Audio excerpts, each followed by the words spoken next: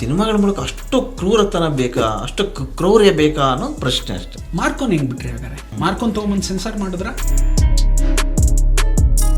ಒಂದೊಂದು ಭಾಷೆಗೆ ಒಂದೊಂದು ಸೆನ್ಸಾರ್ ಇರುತ್ತಾ? ಹೊರಗ್ನವ್ರಿಗೆಲ್ಲ ಒಂದು ನ್ಯಾಯ, ನಮ್ಗೆ ಯಾಕೆ ಅನ್ಯಾಯ ಇಲ್ಲ? ನಾವು ಮಾಡೋದೇ ಈ ಸೆನ್ಸಾರ್ ಅವ್ರಿಗೆ ಆಗಲ್ಲ ಅಂತಂದ್ರೆ ನಾನು ಓಪನ್ ಆಗಿ ಹೇಳ್ತೀನಿ, ಎಲ್ರಿಗೂ ನಾನು ಅಷ್ಟಾಕುಮ್ಮ ಕೊಟ್ಟು ಕರೆಯೋದೇ ಇಲ್ಲ ಸಿನಿಮಾಗೆ. ಅಲ್ಲ, ಇಷ್ಟೊಂದು ನಿರ್ಧಾರ ಯಾಕೆ ರವಿಶ್? ಯಾಕಂದ್ರೆ 35 ವರ್ಷದ ಜರ್ನಿ, ಸಡನ್ ಆಗಿ ನಾನು ಸಿನಿಮಾ ಮಾಡಲ್ಲ. ಅರೆ ನೀವು ವೇಸ್ಟ್ ಅಂತ ಎಷ್ಟು ಸತಿ ಹೇಳಿಸ್ಕೋತೀರಾ?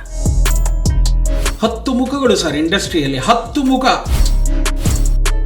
ಸರ್. 30 ಜನ ಇರಲಿಲ್ಲ ಸರ್ ಪಿಕ್ಚರ್ ಫಸ್ಟ್ ಡೇ. ನಾನು ನಿಮ್ಮ ಸಮಾಜವನ್ನು ನಾನು ಹೀಗೆ ತುಂಬಾ ತಿರಸ್ಕರಿಸ್ತೀನಿ.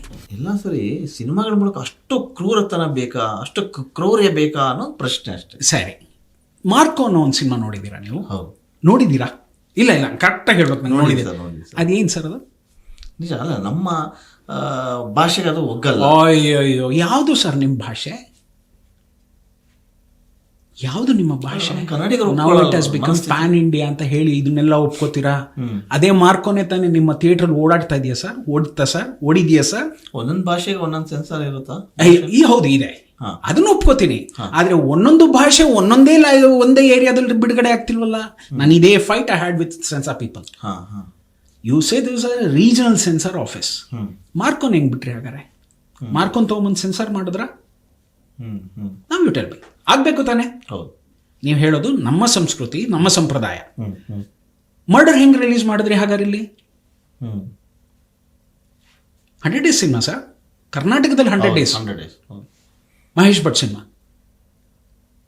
ಸೊ ನಿಮ್ಮ ಸರ್ ನಾನು ಕೇಳೋದೇನು ಅಂತಂದ್ರೆ, ಹೊರಗ್ನವ್ರಿಗೆಲ್ಲ ಒಂದು ನ್ಯಾಯ, ನಮ್ಗೆ ಯಾಕೆ ಅನ್ಯಾಯ ಇಲ್ಲ? ಆಲ್ ಓವರ್ ಇಂಡಿಯಾ ಒಂದು ಸೆನ್ಸಾರ್ ಅಂತ ಮಾಡಿ, ಇಲ್ವಾ ಅಲ್ಲಿಯ ಸಿನಿಮಾಗಳು ಇಲ್ಲಿಗೆ ಬರ್ಬೇಕಾದ್ರೆ ಸೆನ್ಸಾರ್ ಕತ್ರಿಯನ್ನ ಹಾಕಿ. ಅನಿಮಲ್ ಅಂತ ಒಂದು ಸಿನಿಮಾ ಬಂತಲ್ವ ಸರ್? ರೀಸೆಂಟ್ ಆಗಿ ರಕ್ತ ಚರಿತ್ರ ಬಂತಲ್ವ ಸರ್? ಟೈಟಲ್ ಅಲ್ಲೇ ಇಟ್ಟಿದ್ದಾನ ಅವನು, ರಕ್ತ ಚರಿತ್ರ ಅಂತ. ಅಲ್ಲಿಲ್ಲದ್ದು ಇಲ್ಲಿ ಯಾಕೆ? ಅಲ್ಲ, ಅಲ್ಲಿಲ್ಲದ್ದು ಅಂತ ನಾನು ಹೇಳ್ತಾ ಇಲ್ಲ ಸರ್, ಅದು ತಪ್ಪು. ನಾನು ಅದನ್ನ ಮಾಡಕ್ ಹೋಯ್ತು ಅಂದ್ರೆ ಕಂಪ್ಯಾರಿಸನ್ ಆಗ್ಬಿಡುತ್ತೆ. ನಾ ಹಂಗ್ ಮಾಡಕ್ ಹೋಗಲ್ಲ. ನನ್ನದು ಮಾತ್ರ ಘನಘೋರ, ಪ್ರಪಂಚದಲ್ಲ ಅಂತ ಹೇಳ್ತಿರಲ್ಲ, ಆ ಜನಕ್ಕೆ ನಾನು ಹೇಳ್ತಾ ಇರೋದು. ನಾನು ಒಂದು ರಕ್ತ ಸಿಕ್ತ ಚರಿತ್ರೆಯ ಒಂದು ಅಧ್ಯಾಯದ ಒಂದು ಪುಟವನ್ನ ಮಾತ್ರ ಹಂಗೆ ತೆರೆದಿಟ್ಟಿದ್ದೇನೆ. ಇನ್ನು ಎಷ್ಟು ಪುಟಗಳಿದೆ ಅಂತ ಗೊತ್ತಾ ನಿಮಗೆ? ಅಲ್ಲ, ಇರ್ಬೋದು. ಇಲ್ಲಿಯ ಸೆನ್ಸಾರ್ ಕ್ರೈಟೇರಿಯಾ ಆಗಿದೆಯಪ್ಪ, ನಾವು ಇದು ಮಾಡಂಗಿಲ್ಲ. ರವಿ ಶ್ರೀನಿವಾಸ್ ಅವರೇ, ನಿಮ್ಮ ಸಿನಿಮಾ ಹೇಗಿದೆ, ಅದಕ್ಕೆ ನಾವು ಇದನ್ನು ಕೊಡ್ತಾ ಇದೀವಿ, ಅದಕ್ಕೆ ನಾನು ಬಾಂಬೆ ತಯಾರಿರ್ಬೇಕು. ಇಲ್ಲ, ಅದಕ್ಕೆ ನಾನು ಬಾಂಬೆ ಹೋದೆ. ಅಲ್ಲಿ ಒಪ್ಕೊಂಡ್ರು, ಬಿಟ್ಕೊಟ್ರಲ್ಲ. ಒಂದು ಫ್ರೇಮ್ ಅನ್ನು ಕೂಡ ಕತ್ತರಿಸದೆ ಹಾಗೆ ಹೊರಗೆ ತಗೊಂಬಂದಲ್ಲ. ಅದಕ್ಕೆ ಹೇಳ್ತಾ ಇರೋದು, 4 ಜನ ಯಾರು ಮೊದಲನೇ ನನ್ನ ಸಿನಿಮಾ ನೋಡಿದ್ರೋ ಆ 4 ಜನ ಇವತ್ತು ಇಲ್ಲಿ ಕಮೆಂಟ್ ಮಾಡ್ತಿರೋರು. ನಾನು ಹೀಗೆ ಬರ್ತೀನಿ ಈಗ, ನನ್ನ ಒಂದು ಇದನ್ನ ನೋಡಿ, ಟ್ರೈಲರ್ನ ನೋಡಿ ಕಮೆಂಟ್ ಮಾಡ್ತಾ ಇದಾರಲ್ಲ, ಅದು ಈ 4 ಜನ ಮೆಂಬರ್ಗಳು ಇದ್ರಲ್ಲ ರೀಜನಲ್ ಆಫೀಸು, ಅವ್ರಿಗೆ ಇವ್ರನ್ನ ಕಂಪೇರ್ ಮಾಡ್ತೀನಿ. ಈ 11 ಜನ ಯಾರು ನನ್ನ ಸಿನಿಮಾವನ್ನು ಬಿಟ್ಕೊಟ್ರಲ್ಲ, ಅದು ನಾಳಿನ ಪಬ್ಲಿಕ್ ಅಂತ ಹೇಳ್ತೀನಿ. ನೋಡ್ತಾರೆ ಸರ್ ನಾ ಹೇಳೋದು, ಕೆಲವ್ರಿಗೆ ಕ್ರೌರ್ಯ ಅನ್ನಿಸ್ಬೋದು, ಕೆಲವ್ರಿಗೆ ರಕ್ತಪಾತ ಅನ್ನಿಸ್ಬೋದು. ತರ್ಕ ಏನು, ಉತ್ಕರ್ಷ ಏನು? ಈಗ ಹೆಲ್ದಿ ಕಾಂಪಿಟೇಷನ್ ಅನ್ನೋದು ಇದೆ ಸರ್, ಆದರೆ ಇಷ್ಟೊಂದು ಕಾಂಟ್ರವರ್ಸಿ ಕಾಂಪಿಟೇಷನ್. ಸರ್ ನಾನು ಹೆಲ್ದಿ ಕಾಂಪಿಟೇಷನ್ಗೂ ಹೋಗ್ತಾ ಇಲ್ಲ, ಕಾಂಟ್ರವರ್ಷಿಯಲ್ ಕಾಂಪಿಟೇಷನ್ಗೂ ಹೋಗ್ತಿಲ್ಲ. First of all I am not at all in this competition. ಅದೇನೋ ಹೇಳ್ತಾರಲ್ಲ, ಆ ರೇಸಲ್ಲೇ ಇಲ್ಲ ನಾನು. ಓಕೆ, ಹಂಗಿದ್ದಿದ್ರೆ ನಾನು ಇವತ್ತು 8 ಸಿನಿಮಾ ಮಾಡ್ಕೊಂಡು ಕೂತ್ಕೋತಾನೆ ಇರಲಿಲ್ಲ 20 ವರ್ಷದಲ್ಲಿ. ಈ ಇಂಡಸ್ಟ್ರಿ ನಾನು ನೋಡ್ದಂಗೆ ತುಂಬ ಚಂದ ನನಗೆ ಗೊತ್ತು, ಹೆಂಗೆ ಸಿನಿಮಾ ಮಾಡಬೇಕು, ಯಾವ ರೀತಿಯಲ್ಲಿ ಯಾರನ್ನ ಹಿಡಿದ್ರೆ ಯಾವ್ಯಾವ ಸಿನಿಮಾಗಳು ಬರ್ತವೆ, ಯಾರಿಗೆ ತಲೆಬಾಗಿದ್ರೆ ಸಿನಿಮಾಗಳು ಕೊಡ್ತಾರೆ, ಯಾರಿಗೆ ನನಗೆ ಏನೂ ಬೇಡ ಅಂದಾಗ ಸಿನಿಮಾಗಳನ್ನ ಕರೆದು ಕೊಡ್ತಾರೆ, ಎಲ್ಲವೂ ನನಗೆ ಚೆನ್ನಾಗಿ ಗೊತ್ತಿದೆ. I have studied this industry very well. But when I am not in the race, why should suffer of these things? Competition ನನಗೆ ಇಲ್ಲವೇ ಇಲ್ಲ ಸರ್. ನನಗೆ ನನ್ನದೇ ಆದ ಒಂದು ವಿಷಯವನ್ನು ಹೇಳ್ತಾ ಬರ್ತಾ ಇದ್ದೀನಿ. ಅದಕ್ಕೆ ಹೇಳೋದು, ಇಲ್ಲೆಲ್ಲೋ ತಪ್ಪಿದೆ ಅಂತಂದ್ರೆ ನಾನು ಹಾಗಾದ್ರೆ ಆ ತ್ಯಾಗರಾಜ ನಗರದಲ್ಲಿ ನಾನು ಹುಟ್ಟಿದ್ದೆ ತಪ್ಪು. ಬೆಳೆದು ಬಂದ ವಾತಾವರಣ, ನಾನು ನೋಡಿರೋ ನೀತಿಗಳು ಸರ್, ನಾನು ನೋಡಿದಂತಹದ್ದು, ನನ್ನ ತಲೆಯಲ್ಲಿರುವಂತಹ ಇನ್ಸಿಡೆಂಟ್ಸ್ಗಳು, ಆ ರೌಡಿ ಸಮಾಜ, ಅಲ್ಲಿ ಬಿದ್ದಂತಹ ಏಟ್ಗಳು, ಇಲ್ಲಿಂದ ಎಲ್ಲೋ ಬಂದು ಉತ್ತರ ಕರ್ನಾಟಕಕ್ಕೆ ಹೋಗ್ತೀನಿ, ಅಲ್ಲಿ ಗೊತ್ತಾಗುವಂಥ ಒಂದಷ್ಟು ರಕ್ತ ಸಿಕ್ತ ಅಧ್ಯಾಯಗಳು. ನಾನು ಅದೇ ಹೇಳಿದ್ನಲ್ಲ, 2002ರಲ್ಲಿ ನಾನು ಒಂದ್ಸಲಿ ರವಿ ಬೆಳಗೆರೆ ಸರ್ ಜೊತೆ ಹೋದಾಗ ಒಂದು ಬಸ್ ಒಳಗಡೆ 11 ಹೆಣ ಬಿದ್ದಿರುತ್ತೆ, 3 ದಿವಸ ಆಗಿರುತ್ತೆ, ಯಾರು ಅದನ್ನು ತೆಗಿತಾ ಇಲ್ಲ. ಕಾರಣ ಏನು ಅಂತಂದ್ರೆ ಅದನ್ನು ತೆಗೆದ್ರೆ ಇನ್ನೊಂದು 10 ಬೀಳುತ್ತೆ ಅಂತ ಹೇಳಿ ಹೆದರ್ಸಿರ್ತಾರೆ. SP ಸಾಹೇಬರು ಬರೋವರೆಗೂ ನಾವು ಅದನ್ನು ತೆಗಿಯಲ್ಲ ಅಂತ ಹೇಳ್ತಾರೆ. ಸಾಹೇಬರು ಬರಬೇಕು, 2 ದಿನ ಆಗಿದೆ, ನೊಣಗಳು ಓಡಾಡ್ತಾ ಇದ್ದಾವೆ, ಹೊರಗಡೆ ಆರಕ್ಷಕರೆಲ್ಲ ಅದನ್ನು ಕಾಯ್ತಾ ಇದ್ದಾರೆ. ನೋಡಿ ನಿಮ್ಮ ಕಣ್ಗಳು ಅರಳತ್ತೆ, ಹೌದಾ ಅನ್ನತ್ತೆ. ಇದನ್ನು ನಾನು ನನ್ನ ಕಣ್ಣಾರ ನೋಡಿದ್ದೀನಿ. ಅದೆಲ್ಲ ನೋಡಿದ್ದನ್ನು ತಾನೇ ನಾನು ಹೊರಗೆ ತಂದು ಹೇಳಬೇಕಾಗತ್ತೆ. ನಿಜ ನಿಜ. It's a failure of the system, it's the failure of ಎಲ್ಲೋ ಒಂದು ಕಡೆ ಇಟ್ಸ್ ಅದೇನೋ ಅಂತಾರಲ್ಲ upper hand of the underworld, ಇದು ಮಾಫಿಯಾ. ಇದೆಲ್ಲವನ್ನು ಹೇಳೋದಕ್ಕೆ ಅಂತ ತಾನೇ ನಾನು ಒದ್ದಾಡ್ತಿರ್ತೀನಿ. ನನಗೆ ಬೇರೆಯವ್ರದ್ದು ಈ ಸಮಾಜ ನನಗೆ ಗೊತ್ತಿಲ್ಲ ಸರ್. ನನಗೆ ನನ್ನದೇ ಆದ ಒಂದು ಸಮಾಜ ಇದೆ. ಆ ಸಮಾಜದಲ್ಲಿ ಆ ಕಥೆಗಳನ್ನು ಕಟ್ಕೊಡ್ಲಿಕ್ಕೆ ಹೋಗ್ತೀನಿ. ಹಿಟ್ಟಾದರೆ ದೇವ್ರ ದಯದಿಂದ ಹಿಟ್, ಫ್ಲಾಪ್ ಆದರೆ one more life sir. But ಈ ಸತಿ ಹೇಳ್ತಾ ಇದ್ದೀನಿ, hit or flop this going to be end. ಯಾಕೆಂತಂದರೆ ಈ ಸಮಾಜನ ಉದ್ಧಾರ ಮಾಡೋಕ್ಕೆ ಯಾರ ಕೈಲೂ ಆಗಲ್ಲ. ಯಾಕೆ ಹಂಗೆ ಅನಿಸ್ತು? ಸಾಕು ಈ ಸಿನಿಮಾ ಅಂತ? ಬೇಡ ಸರ್, ಹೇಳಿದ್ನಲ್ಲ first of all this censor point. ನಾವು ಮಾಡೋದೇ ಈ ಸೆನ್ಸಾರ್ ಅವ್ರಿಗೆ ಆಗಲ್ಲ ಅಂತಂದರೆ ಇವರು ಹೊರಗಡೆದೆಲ್ಲ ಇಷ್ಟಪಡ್ತಾರೆ, ಒಳಗಡೆದು ಇವ್ರಿಗೆ ಇಷ್ಟ ಇಲ್ಲ. ಒಳಗಡೆ ನೀವು ಕೊಳ್ತೋಗಿದೆಯಾ? ಒಳಗಡೆ ಕೈ ಹಾಕಿದ್ರೆ ಲಿವರು, ಬೋಟಿ, ಕಲೀಜ ಎಲ್ಲ ಇದೆ. ಸುಮ್ಮನೆ ಒಂದು ಸನ್ನಿವೇಶವನ್ನು ಹೇಳಲಿಕ್ಕೆ ಇಷ್ಟಪಡ್ತೀನಿ ನಿಮಗೆ, ಹೆದರು ಬಿಡ್ತೀರಾ.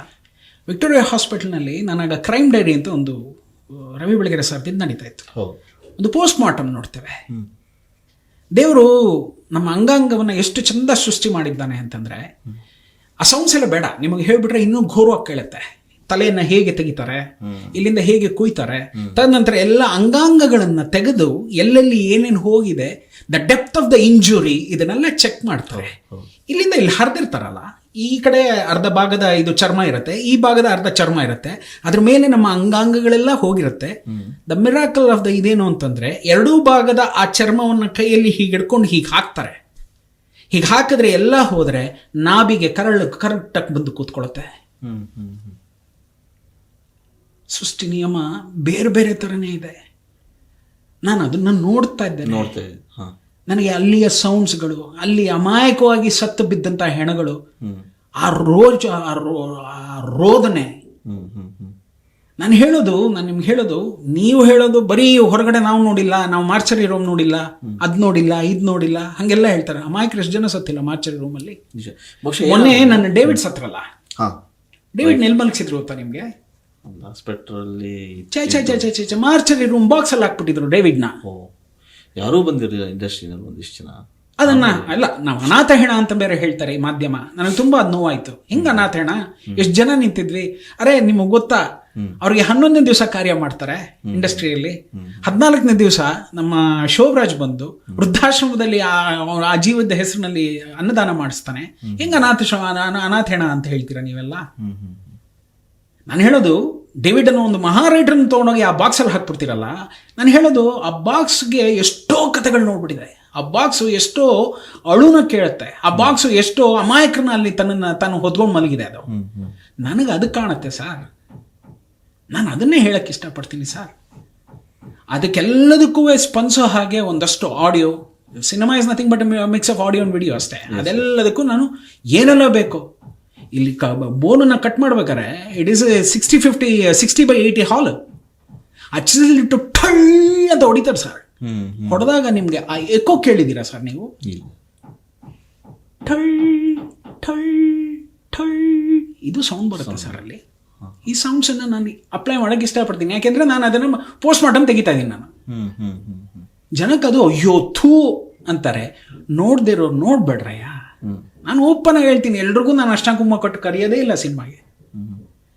ಘೋರ ಲಿಮಿಟ್ ಆಫ್ ಅಲ್ಲ, ಆ ಕಾರಣಕ್ಕೆ ತಾನೇ ಸೆನ್ಸರ್ ಅದನ್ನು ರಿಜೆಕ್ಟ್ ಮಾಡಿದ್ದು. ನಿಮ್ಮ ಟ್ರೈಲರ್ ನೋಡಿ, ಟ್ರೈಲರ್ನಲ್ಲೇ ಇಷ್ಟೊಂದು ಕ್ರೂರವಾಗಿದೆ, ಸಿನಿಮಾ ಹೇಗಿರ್ಬೋದು? ಟ್ರೈಲರ್ ನೋಡಿದ್ದಾರೆ ಅಂತ ನಿಮಗೆ ಗ್ಯಾರಂಟಿ ಗೊತ್ತಾ ಸರ್? ಸೆನ್ಸರ್ ಅವರು ಅದಕ್ಕೆ ತಾನೇ ರಿಜೆಕ್ಟ್ ಮಾಡಿರೋದು? ಇಲ್ಲ ಸರ್, ಆ ಟ್ರೈಲರಲ್ಲಿ ಇರೋ ಎಷ್ಟು ವಿಷಯಗಳು ಸಿನಿಮಾಲಿ ಇದೆ ಅಂತ ನಿಮಗೆ ಗೊತ್ತಾ ಸರ್? ನಾನು ನೋಡಿದ್ದೀನಿ, ನನಗೆ ಗೊತ್ತು. ಅಲ್ಲ, ಸಿನಿಮಾ ನೋಡಿದ್ದೀರಾ? ಇಲ್ಲ, ಟ್ರೈಲರ್ ಸಿನಿಮಾ ನೋಡಿ. ಇದು ಸಿನಿಮಾದ ಒಂದು ಭಾಗ ಅಷ್ಟೇ. ಟ್ರೈಲರ್ ಸಿನಿಮಾದ ಒಂದು ಭಾಗನೂ ಅಲ್ಲ ಸರ್. ಅದರಲ್ಲಿ ಎಷ್ಟೋ ವಿಷಯಗಳು ಭಾಗ 2ರಲ್ಲಿ ಶೂಟ್ ಮಾಡಿದ್ದೀನಿ ಸರ್. ನಾನು ಪಾರ್ಟ್ 2 ಇದೆ ಸರ್. ಇನ್ನು ಪಾರ್ಟ್ 2 ಬೇರೆ ಇದೆ. ಆದರೆ ನಾನು ರಿಲೀಸ್ ಮಾಡಲ್ಲ ಸರ್, ಬೇಕಾಗೇ ಇಲ್ಲ. ನನ್ನ ಹಣ ಅದು ಹಾಳಾಗೋದ್ರೂ ಪರವಾಗಿಲ್ಲ, ನನಗೆ ಬೇಡ. I don't want to take the fight. ಅಲ್ಲ, ಇಷ್ಟೊಂದು ನಿರ್ಧಾರ ಯಾಕೆ ರವಿಶ್? ಯಾಕಂದ್ರೆ 35 ವರ್ಷದ ಜರ್ನಿ, ಸಡನ್ ನಾನು ಸಿನಿಮಾ ಮಾಡಲ್ಲ. ಆದರೆ ನೀನು ವೇಸ್ಟ್ ಅಂತ ಎಷ್ಟು ಸತಿ ಹೇಳಿಸ್ಕೋತೀರಾ? ನಾನು ಅದೇ ಹೇಳ್ತಾ ಇದ್ದೀನಿ, ಹಣೆ ಬರದಲ್ಲಿ ಬರೀ ಅದನ್ನೇ ನೀವೇ ಹೇಳಿದ್ರಿ. 4 ಜನ ವೇಸ್ಟ್ ಅನ್ಬೋದು, 11 ಜನ ವೇಸ್ಟ್ ಅನ್ನೋ ಸಾಕು. ಆ 11 ಜನ ಈಗ ಏನು ನನಗೆ ಬೆಸ್ಟ್ ಅಂತಾರೋ ಅದನ್ನ ತುಂಬ ಹೊರಡೋಗ್ಬಿಡ್ಬೇಕು. ಯಾವಾಗಲೂ ಅಷ್ಟೇ ಸರ್, ಖುಷಿಯಾಗಿರುವಾಗಲೇ ಮನುಷ್ಯ ಹೋಗ್ಬಿಡ್ಬೇಕು. ರೋದನೆ ರೋದನೆ ರೋದನೆ. ಎಷ್ಟು 20 ಸಿನಿಮಾದಲ್ಲಿ 5 ಸಿನಿಮಾ ಹೊಡೆತ ತಿಂದಿದ್ದೀವಿ ಅಂತಂದ್ರೆ ಎಷ್ಟು ನೋವಾಗತ್ತೆ ನೀವೇ ಹೇಳಿ ನಮಗೆ. ಬಹುಶಃ ನೀವು ಆಮೇಲೆ ನಾನು ಅದು ಹೇಳಿದೆ, ತುಂಬಾ ಮುದ್ದಾಗಿ ಯು ಸರ್ಟಿಫಿಕೇಟ್ ಕೊಟ್ರು ಸರ್. 30 ಜನ ಇರಲಿಲ್ಲ sir picture first day. Dashamukha sir, Dashamukha 10 ಮುಖಗಳು ಸರ್ ಇಂಡಸ್ಟ್ರಿಯಲ್ಲಿ, 10 ಮುಖ. 30 ಜನ, 30 ಟಿಕೆಟ್ ಸೇಲ್ ಆಗಲಿಲ್ಲ ಸರ್. ಯು ಸರ್ಟಿಫಿಕೇಟ್ ಕೊಟ್ಟರು. ನಾನು ನಿಮ್ಮ ಆ ಸಮಾಜವನ್ನು ನಾನು ಹೀಗೆ ತುಂಬಾ ತಿರಸ್ಕರಿಸ್ತೀನಿ. ಬಹುಶಃ ಅದೇ ನಾನು ಬರ್ತೀನಲ್ಲ ಸರ್, ನೀವು ನೋಡಿ ಸರ್ ನಾಳೆ. ಬಹುಶಃ ಸಾಫ್ಟ್ ಆಗಿ ಹೇಳಿದ್ರೆ ಜನಗಳಿಗೆ ಅರ್ಥ ಆಗಲ್ಲ ನನ್ನ ದೃಷ್ಟಿಯಲ್ಲಿ ಸರ್, ನಿಮ್ಮ ದೃಷ್ಟಿಯಲ್ಲಿ. ನನ್ನ ದೃಷ್ಟಿಯಲ್ಲಿ. ಅಂಡ್ ಈಗೇನಾಗೋಗಿದೆ ಸರ್, ಹೇಳೋರೆ ಬಿಟ್ಬಿಡ್ತಾ ಇದ್ದಾರೆ. ನಿಮ್ಗೆ ಯಾಕೆ ಕಾಟೇರ ತುಂಬಾ ಹಾಂಟ್ ಮಾಡ್ತೇವೆ ಹೇಳಿ? ಸಬ್ಜೆಕ್ಟ್ ರಸ್ಟಿಕ್ ವಿಷಯಗಳು, ಕೆಲವು ವಿಷಯಗಳನ್ನ ಹೇಗೆ ಹೇಳಬೇಕು ಹಾಗೆ ಹೇಳಬೇಕು ಸರ್. ಏನು ಮಾಡೋಕ್ಕಾಗಲ್ಲ. ಆಮೇಲೆ ಕೆಲವು ವಿಷಯಗಳಲ್ಲ, ನಾನು ಎಲ್ಲಾ ವಿಷಯಗಳನ್ನೂ ಹಾಗೆ ಹೇಳ್ತಾ ಇದ್ದೀನಿ. ಯಾಕೆಂದ್ರೆ ನನ್ನ ಸಿನಿಮಾಗಳು ಹಂಗಿರತ್ತಷ್ಟೇ. ನಿಜವಾಗ್ಲೂ ಇಷ್ಟೊಂದು ಕ್ರೂರತೆ ಬೇಕಿತ್ತ ಸಿನಿಮಾದಲ್ಲಿ ಅನ್ನೋ ಒಂದು ಪ್ರಶ್ನೆ ಸರ್. ನಾನು ನಿಮ್ಗೆ ಅದೇ ಹೇಳ್ತಾ ಇದ್ದೀನಿ. ಅದು ಬೇಕು, ಆ ನೆಲದಲ್ಲಿ ಅದು ಆಗಿದೆ, ಅದು ನಡೆದಿದೆ.